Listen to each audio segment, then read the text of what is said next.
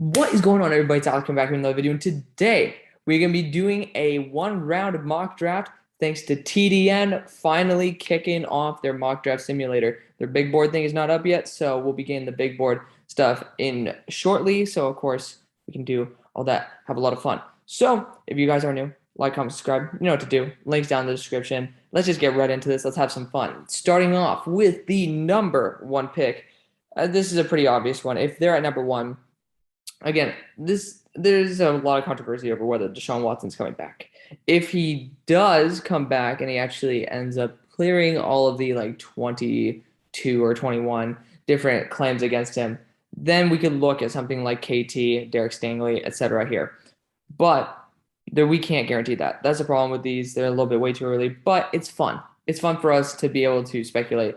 Let's assume that the Texans are going to just try to get rid of him, try to clear house, try to reset their organization. So they're going to start the right way by getting a solid-ass quarterback, Spencer Rattler, here out of Oklahoma. Again, I would look at KT, definitely take a nice long look at him.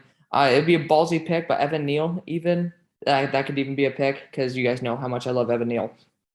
Spencer Rattler is a really talented quarterback, and I think that he could work with a team like the Texans. I just genuinely think so because, honestly, Oklahoma's line, in my opinion, isn't always the greatest. You got like Marquise Hayes and stuff like that as your starting caliber guys. So, I think that he's been more used to a less stable line than the guys who have more solid offensive lines. Of course, none of them being in this class. So, number two, we got the Lions on the board, and I mean, this is a tough one again, guys. KT is on the board. I don't think we can pass him up, but KT, I mean, the edge is like one of the things that the Lions do really well. Derek Stingley definitely could be that final piece in there to be able to make that defense work, and they could lock down for good.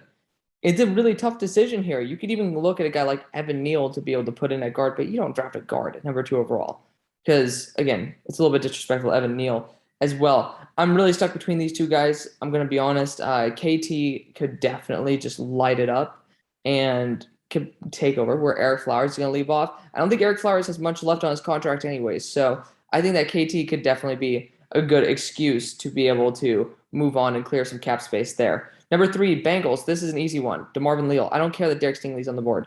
The offensive line was the reason why the Bengals ended up dying last year, right? You're investing so much in your offense. You need to make sure you continue doing that. They passed on Penei Sewell, which I still think is a bad decision, but don't pass on Evan Neal. He is unbelievably talented.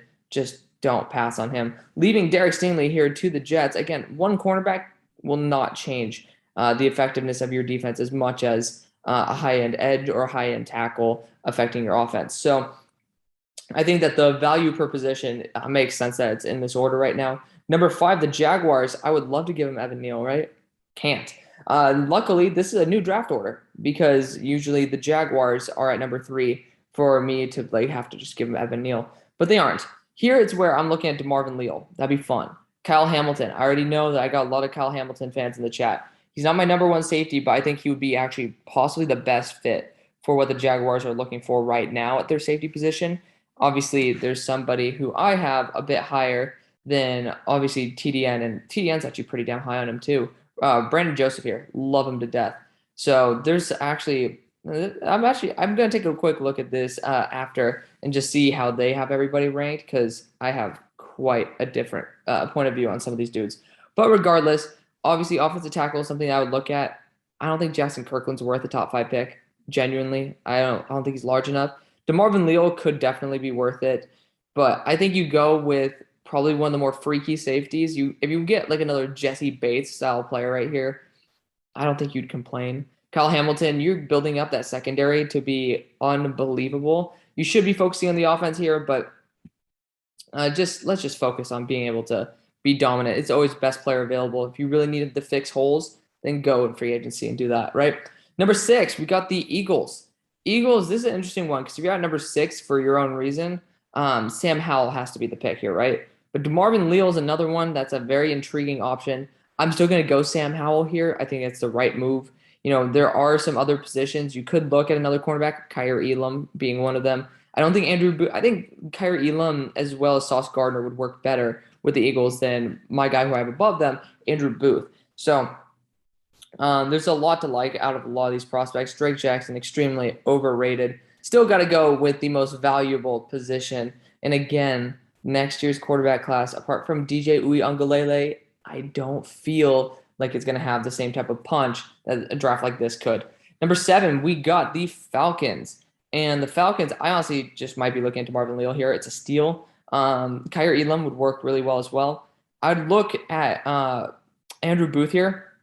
I think Trent McDuffie's a little bit overrated right now. But Andrew Booth is, I mean, they already drafted A.J. Terrell out of Clemson. They like that program quite a bit. And Andrew Booth is extremely quick and extremely agile, which is something that's great. People say that he turns his hips too much. That's a simple coaching adjustment, and then he'll be back on track. It's a tough spot because I want to give him DeMarvin Leal, who I think is absolutely amazing. He is more of an edge rusher at 290 pounds anyways. But I think we do have to go corner here. I think the best fit is probably going to be Kyer Elam. You know, Andrew Booth is really solid, but again, there are still some holes in his game. He is pretty raw, has been a number 2 corner for a bit. Kyer Elam can definitely step up and light it up. So big fan of Kyer Elam out of Florida, which again, these corners, this is probably the best secondary class. Again, I'm going to be pretty confident on this. Best secondary class, arguably in history, coming out just like on surface value at the top. Like it's pretty damn good. This one I'm getting DeMarvin Leal. There's zero doubts about it. DeMarvin Leal is going to play interior defensive line or edge at an extremely high level. There's no doubt in my mind that's the right pick. Number 9, we got the New York Giants. And New York Giants, I mean, man, you don't need a wide receiver anymore. That's what we used to be rocking with you guys. Jackson Kirkland could be a fun one, but again, you do have a bunch of guys there. You do. Center is the one thing that I think is a big issue. You know, Brandon Joseph could be an interesting safety here, but I mean, that's just me being a fanboy. I'm going to be looking more on the interior offensive line at Tyler Linderbaum here. Very happy that he's their number 1 interior offensive lineman. And I think he's the best center by a mile. And again, scarcity increases the demand for a player. So we're going to be going Tyler Linderbaum here. You guys have seen it multiple times. I think it's worth it. Even with I don't think a quarterback like Matt Corral or Malik Willis is worth taking at number 9. But a guy like Tyler Linderbaum, you guys might call me crazy, is certainly worth it. He is an extremely talented, very agile, very mobile, and very strong. I don't know if I said that yet. Offensive lineman out of Iowa. Very talented guy. That's my bottom line. He's really, really damn good. Number 10, we got the Panthers sitting here. And the Panthers, I mean, Jackson Kirkland's going to be probably my option here. I would look at maybe a second corner, but again, you already have pretty much your top 2 there already. I don't think you really need to add on another one in the next draft. That's a little bit over the top. I would look at a quarterback here as well. You know, Matt Corral or Malik Willis could be certainly that option, but they did pass on Justin Fields. They passed on Mac Jones this draft. So there's certainly some questions as to whether or not they actually want to be looking in that direction. And at number 10, that number 10 pick is not that bad. It actually shows that they made improvement with Sam Darnold. And there are big holes, including the offensive line. And this is a weird one because I think Jackson Kirkland probably fits better as a guard, but I think that desperation can probably put him at a tackle, and he will have 2 years of experience starting a tackle.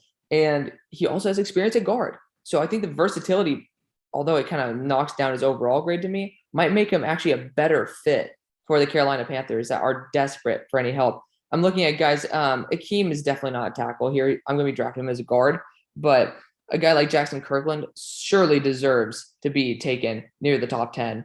I didn't think that he was worth like a top 7, top 6 pick, but he's probably worth more closer to like that 12 range, 12 to 10. I think he's a very talented player, very agile as well. I just don't like how light he is at 6'7". Number 11, we got the New York Giants back again. This is where I'm more comfortable taking a quarterback. This is where I'm going to be taking Malik Willis out of Liberty. And I'm jumping over my high school quarterback, Matt Corral here. But I think Matt Corral, I don't think you need to go to the other side of the spectrum where you have Daniel Jones, who really doesn't put up much, versus Matt Corral, who will just end up putting up ungodly numbers. So out of sake of realism, as well as the fact that New York probably would want to go with Malik Willis anyways, I think that we're just going to be rocking that way. And at this spot, this is an interesting one for me because I'm looking at Andrew Booth here, but Sauce Gardner, man, I think Sauce fits that Patrick Peterson type more than Andrew Booth. Andrew Booth is just more of a quick, elusive corner right there. I just love how fluid he runs. But I think, again, all these guys are within 4 positions of each other, 4 or 3. So I'm pretty sure that it's whatever the hell you want, you get with these corners. I think Sauce Gardner is going to be the correct choice here, even though I'm leaving my number 2 corner on the board. Washington here, though, at number 13, I'd be looking at a quarterback right here. Matt Corral certainly is a good option. I know the Steelers might be taking him next because, again, the Steelers do kind of need a future right there. Mason Rudolph ain't it. Well, we'll talk about that in a second. But right now, I'm looking at two players. Matt Corral, which there is a big drop-off after him, in my opinion. You do have Keaton Slovis, JT Daniels there in the second round for you. But you got right here, Brandon Joseph, which I have as a top 5 player. I know you have Cameron Curl there, so it's really hard for me to go after another safety because I do know Cameron Curl. He's cheap as well as very effective. So I think that quarterback's the right route to go, guys. Again, there's a big drop-off. You have to realize the opportunity cost of going a safety like, let's just say Brandon Joseph. Let's say we'll do it. Let's say, you know what? Screw Cameron Curl. We're going to go Brandon Joseph. If we wanted to, we'd go Jalen Catalon in the 3rd, right? There's no need for that. No need for that whatsoever. Versus you can go Matt Corral and then a Jalen Catalon, or you can go Brandon Joseph and a guy like Keaton Slovis. You take the best player on the field. Matt Corral is certainly going to be a guy who's warranting of that pick. And the only reason he's going to be here is because the Steelers would draft him. That's it. That's literally it. So at the Steelers pick, offensive line is of desperate need, but there's no one here. This draft is not good at the tackle spot. And that's coming from me. I'm honestly quite surprised Sean Ryan is that low. It's a little bit BS, but this tackle class it's not the same as the past 2 years. I'd be looking at a guy like Andrew Booth right here for the Steelers. Trent McDuffie fits perfectly though. It's like, damn, both these guys are really, really good. I think I'm a bit lower on Trent McDuffie than Andrew Booth, but Trent McDuffie definitely fits what the Steelers are looking for. I'm going to be going Andrew Booth anyways. We don't have a number 2 corner. Steven Nelson went to the Eagles, which sucks. So at number 15, I absolutely want to puke doing this. However, screw all of you. I hate the Vikings for some reason just because, I like the Bears. But, man, it hurts to get Brandon Joseph at number 15. It hurts. To me, that's a steal of the draft so far. That really pisses me off. I love Brandon Joseph so much. If you guys watch him, you guys will understand. He is so, so fun.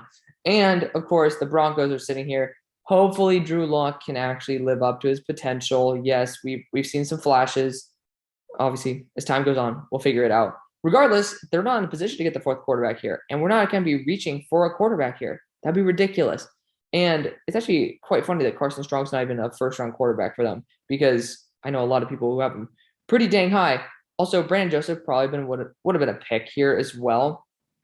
But I'm looking at guys who could possibly fit that right tackle spot. Zion Nelson could do it. Charles Cross has that potential as well. Man, it's like I just don't like this tackle class that much, guys. I'm gonna be honest. Like Sean Ryan's somebody who I could think is maybe a late first as like a guard tackle hybrid, maybe like a mid first as a guard, but that's pretty rich. Second rounder as a tackle. I just don't like the options here. I would look at maybe some edge as well. Not a big fan of the guys on the board right now. Obviously, there is one guy who I'm a big fan of, and I'm trying to find him right now. I probably already passed him. There's no way he's any lower than this. Where is he? Where's my guy? This is ridiculous. He better. Oh, my goodness. I don't know if they have him in here, but he's out of Georgia. I'm bugging on his name. It's not Nolan Smith. Adam Anderson. I don't know where the heck he is. Maybe they have him as a linebacker because they have to, right? Yeah, he's out as a linebacker. So I think that Adam Anderson's an unbelievable edge player. I would look at the Broncos getting a linebacker, but one that can really cover. And I'd look at Mike Jones at this spot. If we had trades, I'd trade back here. Bottom line, that if you guys want to get in my head, that's what I'd be doing. But we're not. We're not going to be doing that. Safety is an option here if we are going to be looking for the potential future. But I like Jamar Johnson. I want to give him a shot. We're going to be getting off that train, getting off the tackle train, going to the edge train. Yeah, could look at a guy like Trent McDuffie to be on the squad. Obviously, they don't care too much about speed. But I think I'm going to be taking Adam Anderson here. He's somebody who, I mean, damn, Mike Jones, though. Mike Jones is really damn good as a coverage linebacker. You have already Josie Jewell there, who's really damn good at run defense.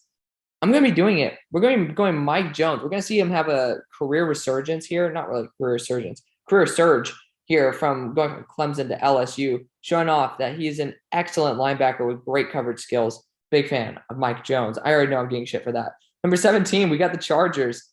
And the Chargers, this could be a place where we get a guy like Adam Anderson to play edge, but he is really light. And that's something that does concern me. There's no interior defensive lineman worth a first-round pick besides the first one, right? Perry and Winfrey, maybe like a very early second. But, I mean, wide receiver could be a really good option here. I would look at a guy like Treylon Burks here. John Mechie is not number 18 overall. No, not a chance in hell. I'm looking at the tight ends here, and very interesting. Very interesting. Josh Wiley, of course, being extremely disrespected. Dang, it's an interesting spot because Jaleel Billingsley has only caught like 50 passes, and they have him above Jalen Weidermeyer. Very intriguing to me. First time I'm seeing this, obviously. I just wanted to get a video in for you guys before I get on with going back to school. But Treylon Burks could be an excellent option for this team if you don't want to keep Mike Williams. Treylon Burks could be a solid guy in the slot. And, man, I mean, Keenan Allen stays in the slot, though. I'm getting Garrett Wilson, elite wide receiver on the outside. It's disrespectful that he's still on the board, let alone all of these guys on the board. So I like to go a guy like Treylon Burks for the Vikings, but you can't pass up Brandon Joseph. For the Patriots, I'd look at a corner, but Chris Olave is on the board. You get Chris Olave. Treylon Burks, it's not the same. Chris Olave just screams Patriot to me. At number 19, as much as I would love to have gone Chris Olave, this is where Treylon Burks is going to go probably in my eyes. They desperately need wide receiver help. And 19, it's worth keeping the quarterback at that point. You desperately need help. And especially if you're looking at a guy like Michael Thomas leaving, get help. At number 20, though, this is a perfect spot. What a steal. Trent McDuffie. I would look at Darian Kendrick, but again, personality issues. You are in Philly. I would just not really be too vibing with that idea. Number 21, the Cowboys. Cowboys, man, I don't even know what to get for the Cowboys. I'm going to be straight up honest with you guys. Obviously, Adam Anderson's still on the board. Big fan of him. He could have gone anywhere. And to be honest, I probably would want him to go by 12. I think 12 could be a little sneaky spot for him to go. But he's not. He's not gone. Cowboys. What do we do for you guys? Safety definitely could still be something. You got a lot of safeties on one-year contracts. That's something where, Jalen Catalon, somebody who I'm probably going to draft in the first, it definitely could happen, right? Looking at like edge talent, though, I mean, I'm just saying, I'm not really vibing with much here, guys. You're going to be trying to look for that second pairing, of course, on like that 4-3 front. I just don't. I don't vibe with many of these guys being worth the 21st overall pick. Karlaftis, injury prone. Drake Jackson, extremely inconsistent. Majai, slow. Kingsley is actually being a little bit disrespected here. Kingsley is not even close to my top. I think he might be like number 5 on my edge list, but that's still disrespectful to put him in the 3rd round. There's a lot to like there. Nick Benito would be fun, but he is also extremely light. You look at him, 231 pounds, 231 pounds. God only knows what that means. Adam Anderson is 230 pounds. If I'm going to be getting a guy, I'd be going after Adam Anderson here. But you already got the linebacker situation. We're going to be voiding that. I'd look at a corner here as well in Darian Kendrick. Again, there's nothing wrong with having more corners. There's something good about corner depth, especially when your second overall or second round pick comes in extremely overweight, as well as having personality issues. Darian Kendrick also has personality issues, but he has a ton of talent, man. I'm telling you. There's nothing wrong with potentially putting one of the guys at safety or just running these guys on the field at the same time. I seriously don't think that there's a problem with that. Darian Kendrick's going to be an excellent elite weapon here. You guys might not like it, but I'm telling you right now, Darian Kendrick is worth it for 21st overall pick. He was in last year's draft. He is in this year's. Number 22, the Jets. Jets, man. I mean, I'll look at offensive tackle here for you. Charles Cross, definitely someone you can develop. Look at a right tackle. There's not really many here. Thayer Mumford, guy's going to be plug and play right now. Pretty damn solid. Sean Ryan could be interesting if you want to put him at that guard spot, at that right guard spot, if I'm not mistaken. That's a little bit fishy to me right now. Wide receiver is too much It's too overfilled. Edge, you could get a guy to pair with Lawson there. Nick Benito would be quite fun. Kingsley and a Nagbear, I think that's his name, is going to be another really good option for this squad. It's just tough. It's just really tough. And Adam Anderson's still on the board. So it's kind of rough for me to not take Adam Anderson here. I think Christian Harris would be a really good option, though. You do have CJ Mosley there, I believe, for 2 years more, which means that at this point, 1 year after, and that will be able to give Christian Harris, who has an extremely high upside, the chance to truly develop. Big fan of Christian Harris here. Number 23, the Colts. Yeah, you need a tackle. You need a tackle badly. And the problem is you're chasing a Super Bowl. You are going to be going Thayer Munford here. He's older. There's nothing wrong with going Thayer Munford unless you're trying to build for the future. This team's trying to build for the present. Thayer Munford's going to be a plug-and-play guy. Again, you guys got Eric Fisher, but 1 year deal. Also, I think coming off of a back or spinal surgery, you don't know how that's going to go. And Sam Tebby, sure as hell, is not going to be my tackle one. Thayer Munford will come in and actually play at a higher level than any of these guys will. Number 24, you got the Titans. And to be honest, I love Harold Landry. We're going to Adam Anderson. I mean, Adam Anderson is disgusting. I have him as a top 13 player. I mean, might be top 11. He's unbelievable. Unbelievable. I would take him probably like top 10, maybe top 5. Maybe not top 5, but close to that range. He's so damn good. I love him to death.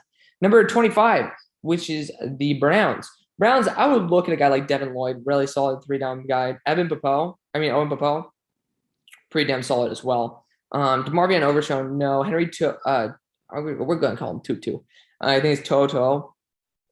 He's definitely extremely fun to watch, but we got to hold our horses on him as well. He has a lot to grow. Nick Benito would be really fun. I think Kingsley has a lot of upside, though. You look at a guy also, Zach Harrison. He has 280-pound frame, but he moves really well for how fat he is. Kingsley and Anagbear is going to be the guy who's taken there. Bottom line, Nick Benito's better. I think Brenton Cox is even better, but Nick Benito will be this pick. However, he's going to be sliding in for the Dolphins, doing a really damn good job for them because he's explosive as hell. I'm a big fan of Nick Benito. Love it. Number 27, you got the Ravens. Ravens, I would be looking probably – I would be looking for offensive line here. I don't really know why they don't have that as that high of a priority. Offensive line could definitely be something they definitely target because Alejandro Villanueva is old. Also, he wasn't that good for the Steelers. The Steelers don't keep him. That's a bad sign. So to me, I would be looking at a guy like Zion Nelson here. He's used to having a mobile quarterback behind him. Same thing with Charles Cross. But, Zion Nelson and Charles Cross are very similar. Zion Nelson has a bit more experience as well as he's been playing higher level competition. Well, that's some bullshit. Mississippi State plays some high level competition there. I feel like Zion Nelson is just built more for the Ravens offense than Mississippi State. That's where I'm going to leave that right there. Zion Nelson going to be going to the Ravens. Also, he is light enough to where you probably could kick him into guard if you wanted to. He's not that light, but definitely somebody who I'd be intrigued in. If you guys are wondering, why not Darian Canard? Darian Canard is extremely overrated. The guy cannot block for his life in terms of pass protection, and he's just a mauler in the run game. So if you guys want me to go after a guy like Darian Canard, look at Akeem Ekwonu. That's all I got to say. He's a beast. I love this guy. Akeem also plays like he's 360 pounds. The Green Bay Packers, though. Green Bay, I think we got to start looking at the offensive line, man, right? Like that right tackle spot's also pretty busted up. I would look at Charles Cross here. Linebacker, dang. You could go a wide receiver here. It's just who are you going to take? Drake London could definitely be a really good option. 123 is a bit disrespectful for him. When you look at the wide receiver core, they are missing a true number 2.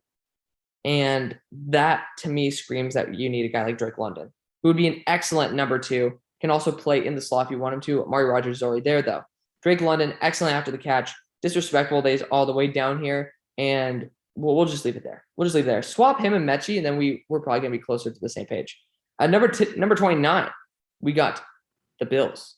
The Bills, this is a pretty interesting one for me. I'm going to Akeem here. I think that if you want to continue building up your offensive line, the guard spot might be the worst, and that's pretty kind to say because, that's pretty harsh given the fact that their entire team is damn good.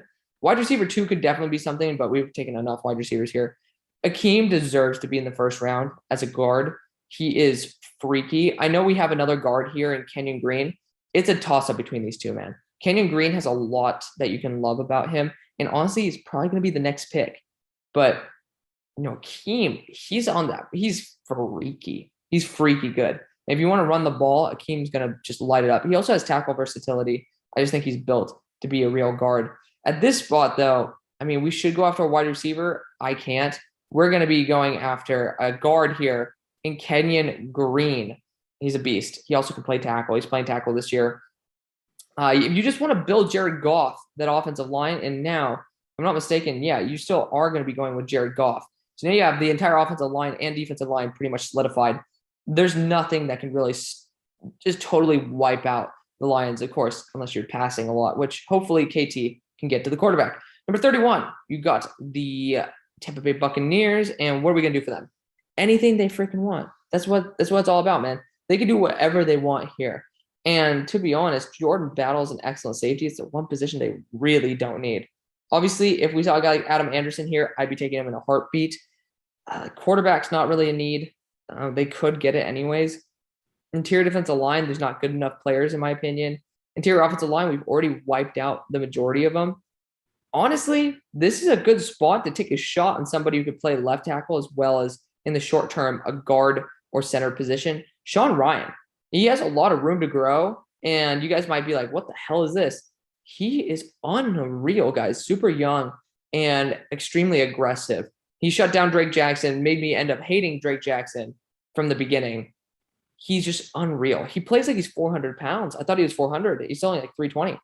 Plays a lot larger than he is. Very dominant. Needs to work on his mobility skills because he has really good mobility. He just needs to work on his mechanics. He'll be perfectly fine. He has time to grow, room to grow, as well as room to be able to move into guard, where I think he could actually play at a much higher level than at tackle. Number 32. This is a pretty easy position for me. I got to go edge here. I'm looking at the edges here. I'm looking at Myjai Sanders is a guy I'd look at. George Karlaftis, another really good one. Drake Jackson. Karlaftis could be interesting because we just don't know too much about him. Zach Harrison in there as well. I think Myjai, for the sake of realism, will be here. I think Zach Harrison is going to be a better player, but we'll see about that. So that's the draft, guys. I'm just extremely happy to be back on TDN. That's why I made this mock draft. So let me know what you guys think. I want to thank you guys so much for watching. See you on the far side. Peace.